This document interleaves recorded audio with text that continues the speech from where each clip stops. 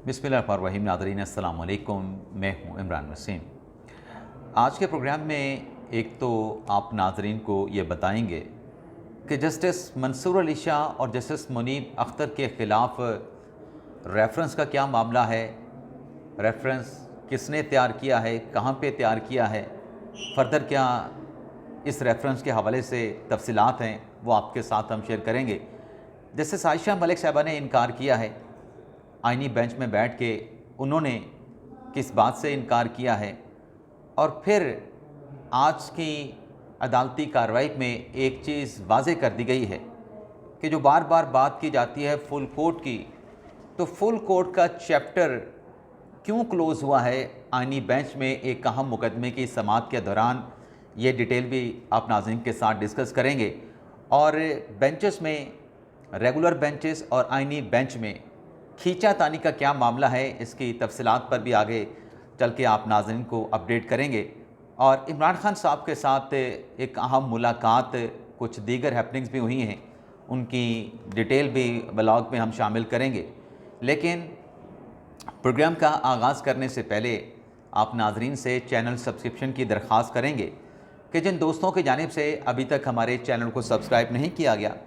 उनसे दरख्वास्त होगी कि चैनल को सब्सक्राइब कर लें, बेल आइकॉन का बटन प्रेस करें, वीडियो अगर पसंद आए तो इसे लाइक भी करें और शेयर भी करें।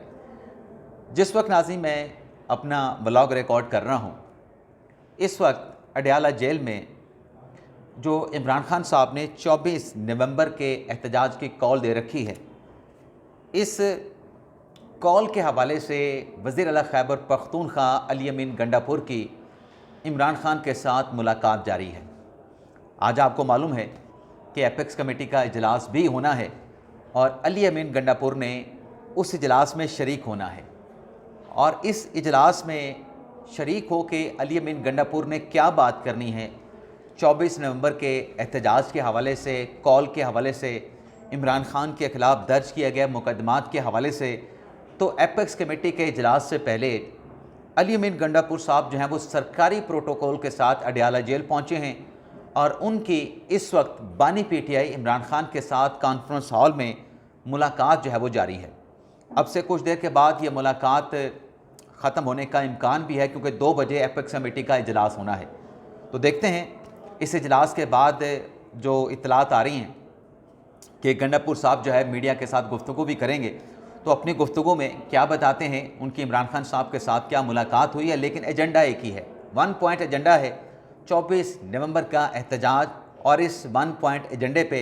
गंडापुर की इमरान खान के साथ मुलाकात है। और इस मुलाकात की वजह से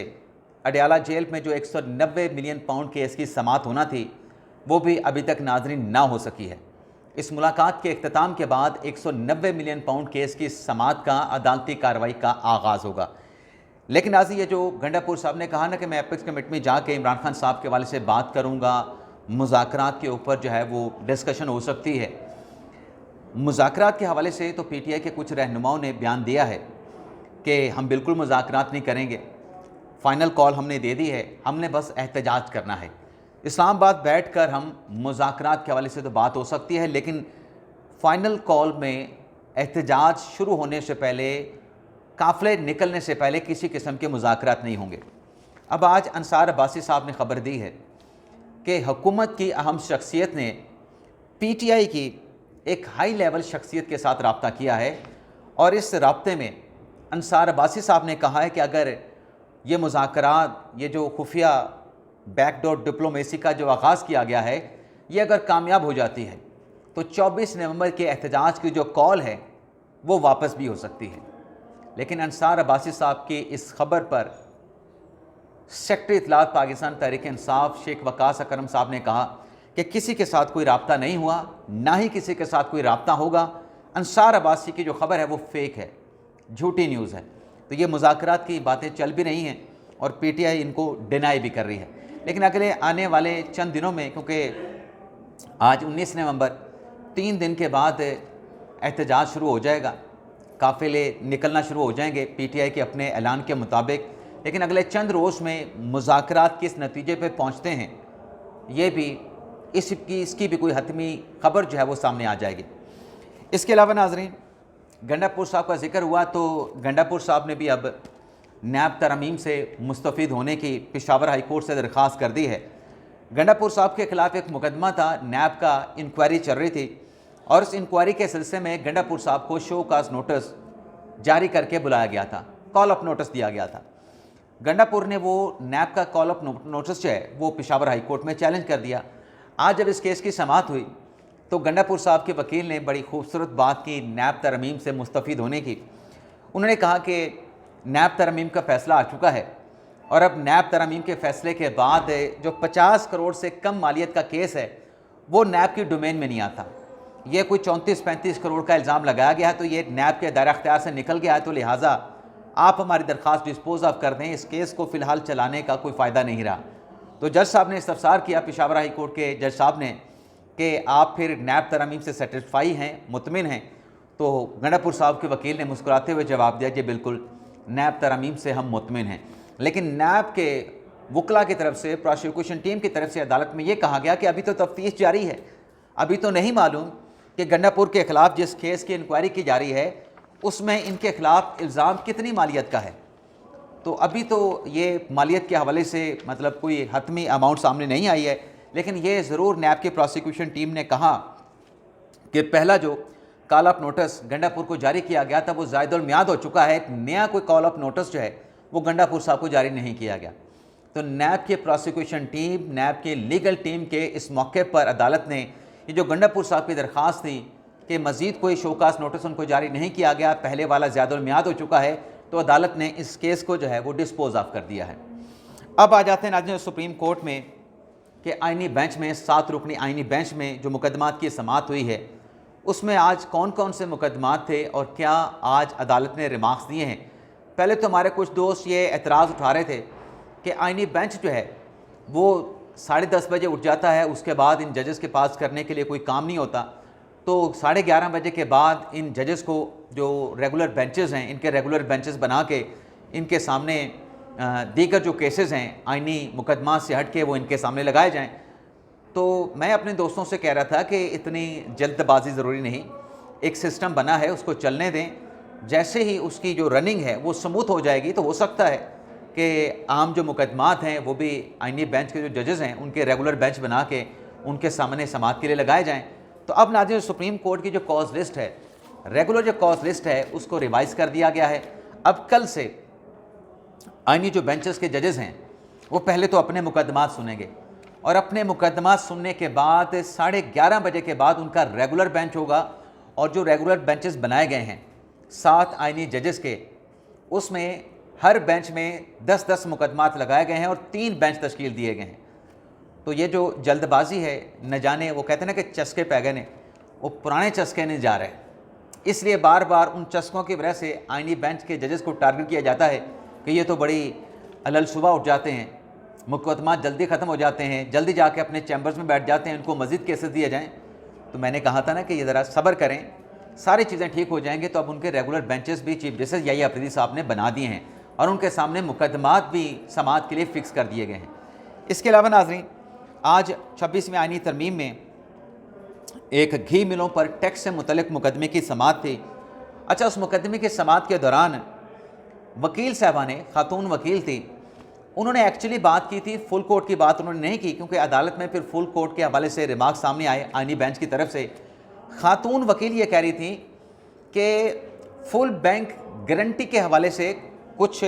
मिलों की गारंटी मौजूद है, कुछ ऐसे क्लाइंट्स हैं, ऐसे फ्रीकैन हैं जिनकी फुल बैंक गारंटी नहीं है। लेकिन आइनी बेंच के जज साहबान ने समझा कि खातून वकील जो हैं वो फुल कोर्ट बनाने की बात कर रहे हैं कि आइनी बेंच जो है वो फुल कोर्ट में कन्वर्ट किया जाए, जिस पर जस्टिस मोहम्मद अली मज़हर साहब ने ये रिमार्क्स दिए कि जब फुल कोर्ट माजी में बनता था तो चीफ जस्टिस का अख्तियार होता था। चीफ जस्टिस जो है मुकदमे की नौयत को देखते हुए, नेचर को देखते हुए फुल कोर्ट तश्कील दे देते थे। लेकिन अब जो है 26वीं आइनी तरमीम आ चुकी है, तब वो फुल कोर्ट वाला कंसेप्ट ख़त्म हो चुका है। अब चीफ जस्टिस का फुल कोर्ट तश्कील देने का अख्तियार नहीं रहा। जब मोहम्मद अली मज़हर साहब ने यह बात की तो उनके बाद जैसे जमाल खान मंदुखेल साहब ने भी कहा कि ये जो बेंच है, 7 रुकनी कॉन्स्टिट्यूशनल बेंच आपके सामने बैठा है, आप इसी को फुल कोर्ट समझें,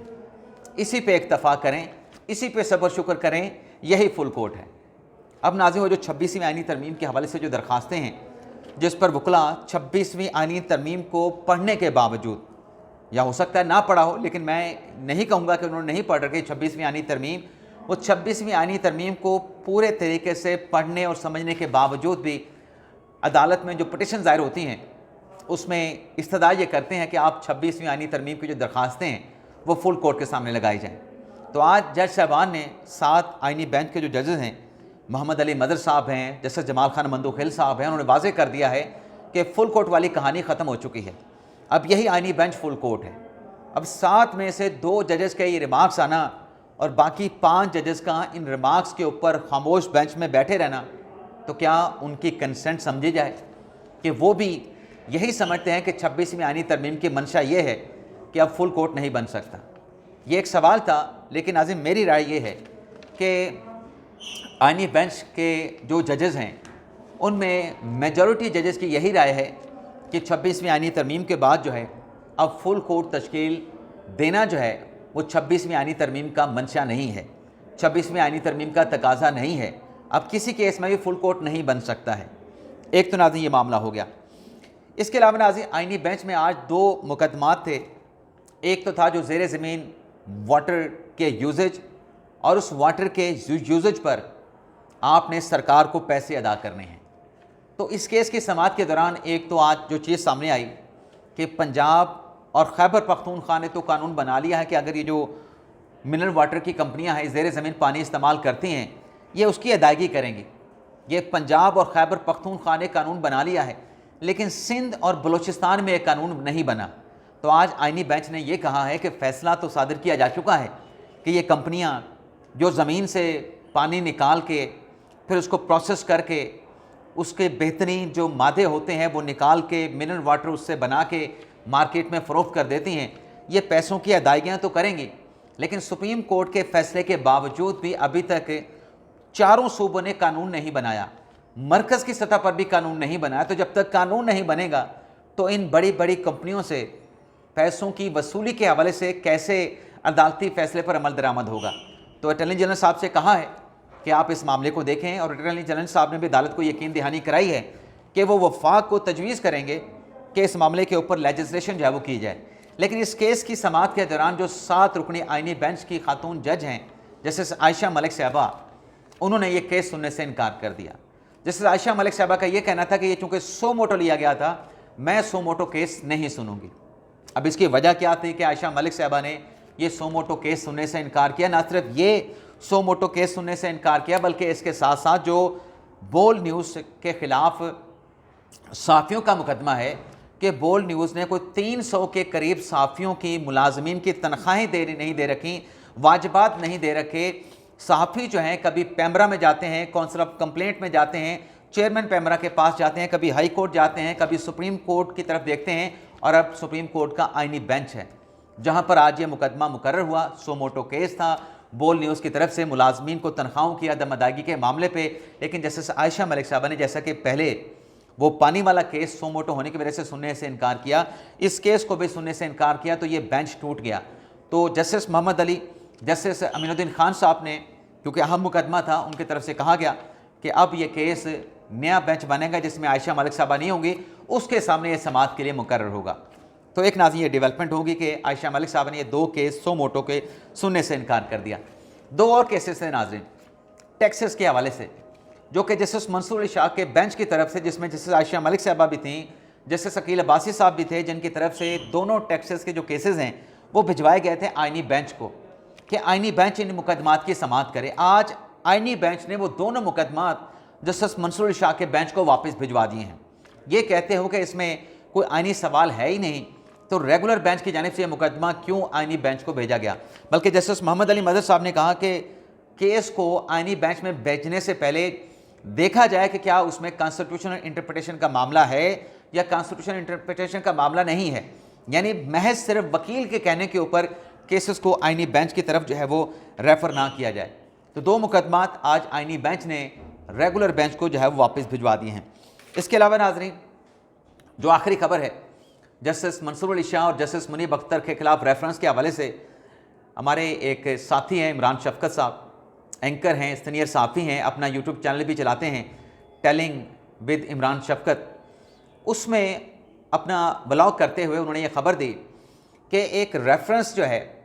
सदारती रेफरेंस तैयार किया गया है, सदारती है या जुडिशल काउंसिल में दायर किया जाने वाला रेफरेंस है।